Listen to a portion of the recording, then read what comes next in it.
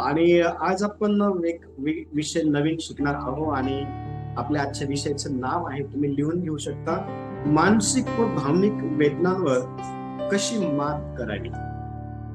परत एकदा सांगतो, लिहून घ्या. मानसिक व भावनिक वेदनांवर कशी मात करावी. ठीक आहे. आणि ह्या जगामध्ये राहत असताना आपल्याला ह्या मानसिक आणि भावनिक वेदनांचा सामना जो आहे तो करावा लागत असतो. आणि अनेक वेळा मानसिक आणि भावनिक वेदनांचा सामना करत असताना त्याचे खूप सारे दुष्परिणाम जे आहेत ते आपल्या वैयक्तिक जीवनावरती, आपल्या पारिवारिक जीवनावरती, आपल्या आपल्या नातेसंबंधावरती, आपल्या कामावरती आणि अशा इतर काही गोष्टी आहेत ज्याच्यावर त्याचा होत असतो परिणाम. आणि आजच्या संध्याकाळच्या वेळेला मानसिक आणि भावनिक वेदनांवरती किंवा जो काही त्रास आहे त्या त्रासावरती कशा प्रकारे मात केली पाहिजे हे आज आपण शिकणार आहोत. आणि पवित्र शास्त्र हे आपल्याला मानसिक आणि भावनिक वेदनांचा सामना आपण करत असताना त्यावरती कशा प्रकारे मात केली पाहिजे हे खूप अतिशय सुंदररित्या काय करतं आपल्याला शिकवतं. मग पहिला जो मुद्दा आहे तो लिहून घ्या. पहिला मुद्दा आपल्या आजच्या विषयाचा हा आहे, देवाकडं आपल्या सर्व जे काही चिंता आहे ना त्या घेऊन जा, किंवा देवावरती आपल्या सर्व जे काही चिंता आहे ना त्या तुम्ही टाका.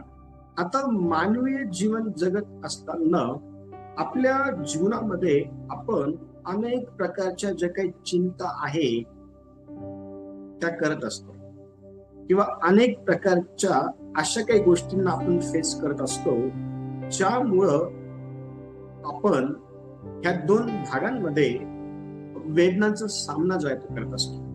आणि आजच्या संध्याकाळच्या वेळेला आपला जो पहिला मुद्दा आहे तो हा आहे की ज्या वेळेला तुम्ही मानसिकरित्या किंवा भावनिकरित्या ना चिंतांचा सामना करत असतात त्यावेळेला तुमच्या त्या सर्व ज्या काही चिंता आहे त्या तुम्ही परमेश्वर देवावरती ज्या आहे त्या टाकल्या पाहिजे.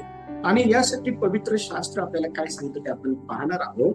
आणि कोणीतरी माझ्यासाठी पहिले पेत्र 5वा अध्याय आणि वचन 7 वाचण्यासाठी मदत करा. पहिले पेत्र 5वा अध्याय आणि वचन 7 आपण वाचणार आहोत. त्याच्यावर तुम्ही आपली सर्व चिंता टाका, कारण तो तुमची काळजी घेईल. Very good. देवाचं वचन अतिशय स्पष्टपणे आपल्याला हे सांगत आहे की ज्या ज्या वेळेला आपण चिंतांचा सामना करत असतो, ठीक आहे, अनेक चिंता आहे. आता सर्व चिंतेविषयी जर बोलायला गेलं तर आपली मीटिंग ही चिंतांची नावं सांगता सांगता संपून जाईल. पण लक्ष द्या, मला तुम्हाला ह्या ठिकाणी आज हे सांगायचं आहे, हे शिकवायचं आहे की आपण ज्या ज्या चिंतेचा सामना करत असतो ना, अशा सर्व जे काही चिंता आहे त्या सर्व आपण देवावरती जे आहे ना टाकणं गरजेचं आहे. बरं, देवावरती आपण आपल्या चिंता का टाकल्या पाहिजे, तर त्याचं उत्तर आपल्याला ह्याच वचनाच्या ब भागामध्ये पाहायला भेटतं. आणि ते उत्तर हे आहे, कारण देव आपली काळजी घेतो. लक्ष द्या, खऱ्या अर्थाने ज्या वेळेला आपण मानसिकरित्या, ज्या वेळेला आपण भावनिकरित्या अतिशय मोठ्या प्रमाणामध्ये वेदनांचा सामना करत असतो त्यावेळेला खऱ्या अर्थाने आपल्या जवळ असा एक व्यक्ती असायला पाहिजे जो आपली काळजी घेईल.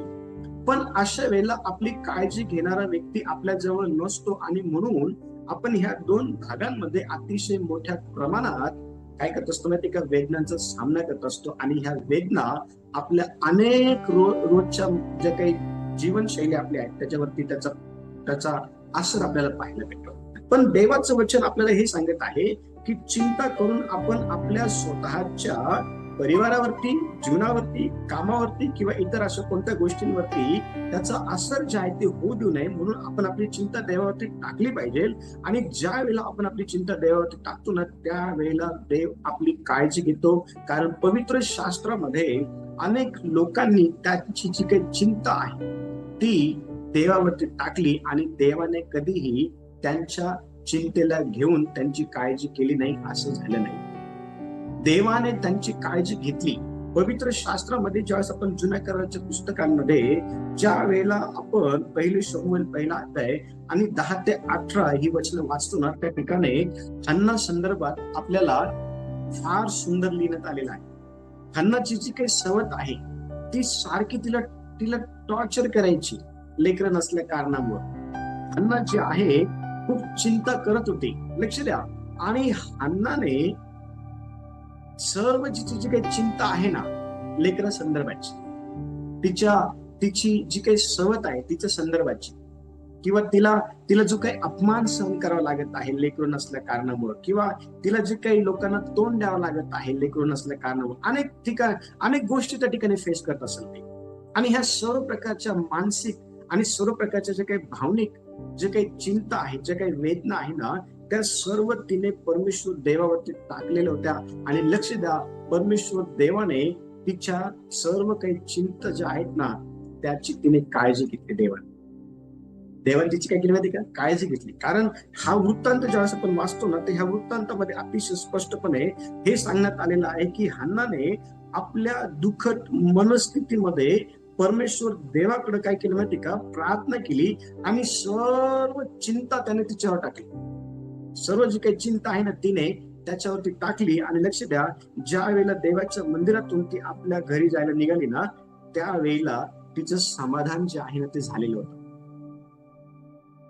तुमच्या जीवनामध्ये परमेश्वर देव हा तुमचं समाधान केल्याशिवाय राहणार नाही. पण तुमचं समाधान व्हावं असं जर तुम्हाला वाटत असेल तर तुम्हाला तुमच्या चिंता ह्या देवावर टाकायला शिकलं पाहिजे. पवित्र शास्त्रामध्ये याईर नावाचा व्यक्ती हा प्रभू येशू ख्रिस्ताकडे आला आणि त्याची चिंता ही होती की माझी मुलगी ही आजारी आहे आणि त्या आजारपणामुळे मरून जाते की काय. आणि एकूण एक मुलगी आहे त्या. आणि लक्ष द्या, त्याने प्रभू येशू ख्रिस्ताला त्याच्या जीवनातली सर्व जी काही चिंता आहे ना, जी त्याला भेडसावत होती, जी त्याला त्रास येत होती, त्याने ती येशूला सांगितली. आणि येशूने त्याच्या चिंतेला घेऊन त्याच्या घरी जाण्याचा निर्णय घेतला. आणि लक्ष द्या, त्याला त्रास देणारी चिंता जी आहे ना त्या चिंतेचं येशूने निवारण केलं. म्हणजे काय? त्याने त्याच्या मेलेल्या मुलीला जिवंत केलं. लक्ष द्या, प्रभू येशू ख्रिस्ताने शिष्यांना त्या 4000 लोकांना भाकरी ज्याने खाऊ घालण्यासाठी सांगितलं. त्या 5000 लोकांना भाकरी ज्या आहे ना ते विकत जा, घेऊन या, त्यांना खाऊ घाला. परंतु त्या ठिकाणी शिष्य म्हणाले की इतक्या मोठ्या लोक समुदायाला अन्न खाऊ घालण्यासाठी आमच्याकडे पुरेसे पैसे नाहीये. मग येशू म्हणाला, तुमच्याकडे काय आहे? लक्ष द्या, देव हा सर्व समर्थ आहे आणि त्याच्याकडनं तुमच्या भावनिक किंवा तुमच्या मानसिक ज्या काही चिंता आहे ते निवारण करता येणार नाही असं होत नाही. त्याला सर्व काही करता येतं. त्याला सर्व काही करता येतं. आणि म्हणून पहिली गोष्ट, आपण आपल्या सर्व जे काही चिंता आहे ना त्या देवावर टाकल्या पाहिजे. चिंता कोणती का असे ना, प्रार्थनेच्या द्वारे ती चिंता देवावर टाकायला शिका. देव तुमच्या चिंतेचं निवारण करेल. दुसरी गोष्ट,